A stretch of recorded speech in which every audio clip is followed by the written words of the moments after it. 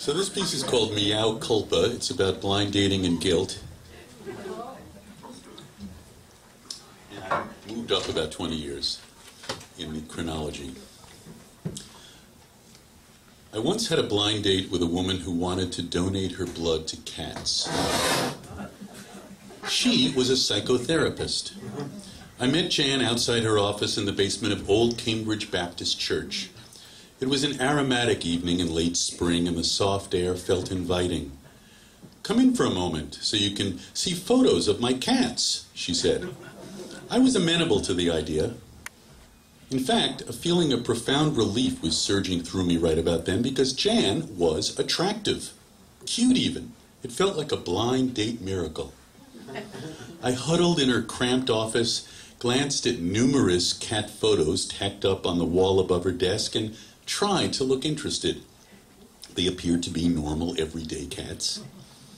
When we went outside again, the low-lying sunshine was slanting on the church and the storefronts, the light making Harvard Square glow.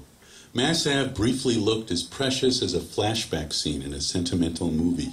The colors were super-saturated, the focus fine-tuned.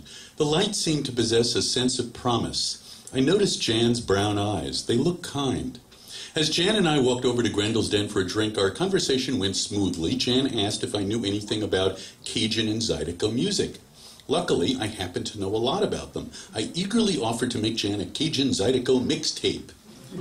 Once seated at Grendel's, however, a silence opened up between us. Jan didn't want to talk about politics, though since this was spring 1989, just a few months after George Bush had defeated Governor Mike Dukakis, nearly everyone in Cambridge seemed too depressed about politics to talk about it much. But Jan also didn't seem enthused, talking about her job, her family, her friends, or books, or movies, or music. It soon became clear that Jan only desired to talk about two things. One, her cats. Two, how much she loved giving blood to the Red Cross. The glee she exhibited while discussing the donation of her blood disconcerted me. "How often do you donate blood?" I asked. "As frequently as I possibly can," Jan replied, her eyes shining. "With whole blood, you have to wait nearly 2 months between donations, 56 days to be exact, but they allow you to donate blood platelets every single week. It takes a lot longer, though, over 2 hours, usually 2.5. Jan paused. "It can be exhausting," she said, and her smile grew wide and, to my dismay, positively lascivious. She then rummaged through her pocketbook and came up with several more photos of her cats. "Want to see?" she asked. It was only 9:30, but it was at this point that I offered to drive Jan back to her home in Watertown. In the car, I couldn't resist asking her about the appeal of donating blood. "It makes me feel worthwhile," she admitted.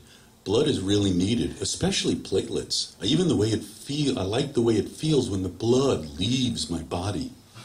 But you know what I would love even better than donating my blood to people? What?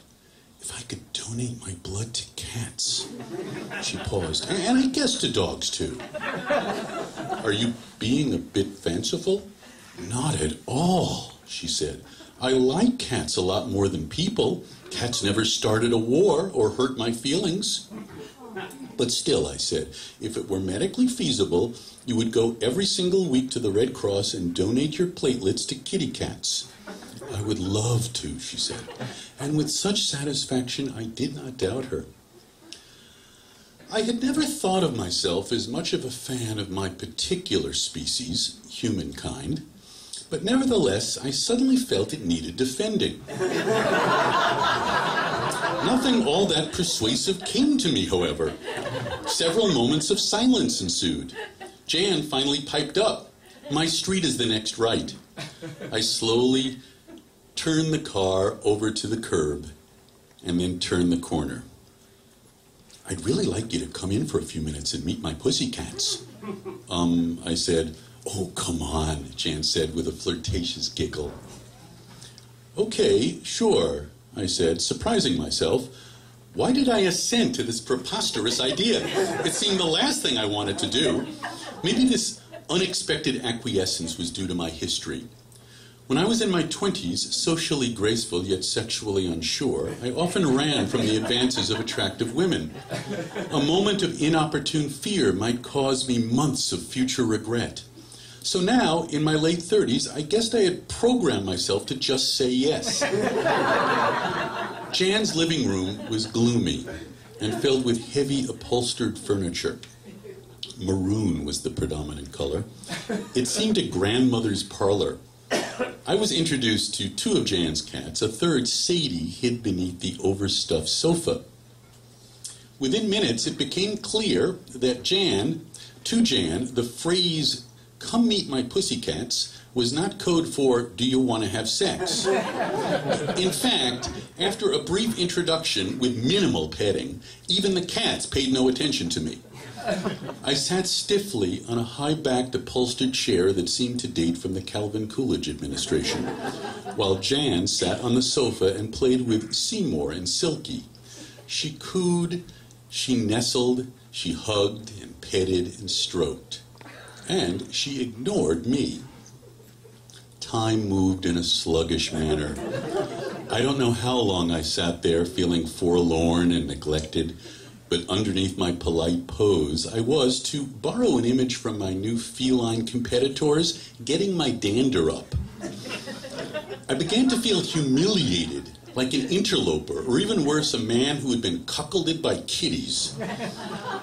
I departed Jan's house without a kiss or a hug. Nevertheless, as I walked to my car, she shouted from her doorway, "Call me!" She sounded suddenly bouncy and cheerful. Since I was not a crazed masochist, I refrained from calling Jan.